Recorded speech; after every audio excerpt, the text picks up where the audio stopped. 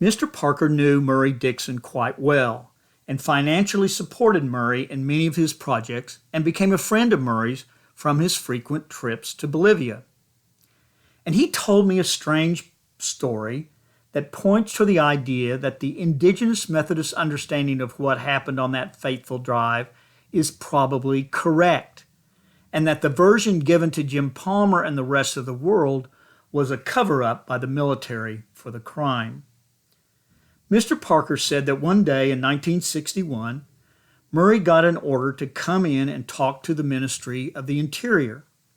The Ministry of the Interior, for those who don't know, is responsible for the security from threats inside the country. It would be something like the FBI, who looks for internal threats and people who might be doing local terrorism, etc. While technically under the control of the president, it was usually staffed by military personnel and was the place where many coups d'etats had originated.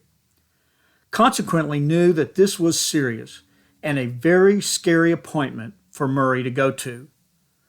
Why in the world does the Department of Interior want to speak to me? Murray wondered. It so happened Mr. Parker was in Bolivia at the time. Murray mentioned it to him.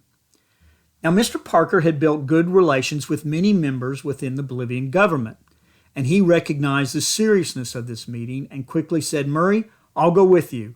I want to hear what they have to say." When they arrived, the staff person allowed Mr. Parker to go into the office of the head of the Ministry of the Interior with Murray. Mr. Parker told me that the Interior Minister told Murray that if he and the Methodist Church did not stop teaching the indigenous how to read and write, something bad would happen to Murray. That's what Mr. Parker heard, and that's what he told me. Murray, being Murray, continued to educate the indigenous. And less than a year later, Murray was dead.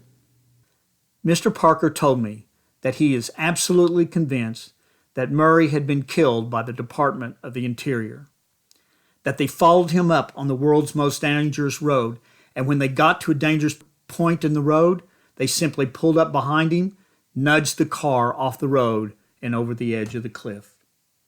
Mr. Parker continued by saying the Interior Ministry arrested a drunk driver to become the fall guy, tortured him, and got a false confession from him with a promise that they would stop torturing him and wouldn't put him in jail. Mr. Parker didn't tell very many people about this event that preceded Murray's death. Mr. Parker told me that there was no point in telling anyone.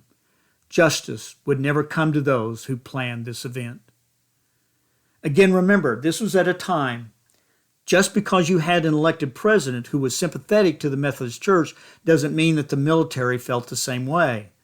The military and the Ministry of the Interior were run entirely by Criollo and Mestizo officers who time and again led coups d'etats against the government and were completely aligned with the oligarchs and the wealthy elite of the country. And those oligarchs were willing to use the Ministry of Interior to do its dirty work to maintain that power. That's less true now, but that's just the way it was in the 1960s. One of the most telling points that makes me believe the story of the assassination of Murray is the way in which Maggie Dickson, daughter of Murray and Nova Dickson, and what she told me as an immediate response to me telling her that I believed that he was assassinated. To tag onto that, none of that surprises me. Yeah, I didn't figure it would.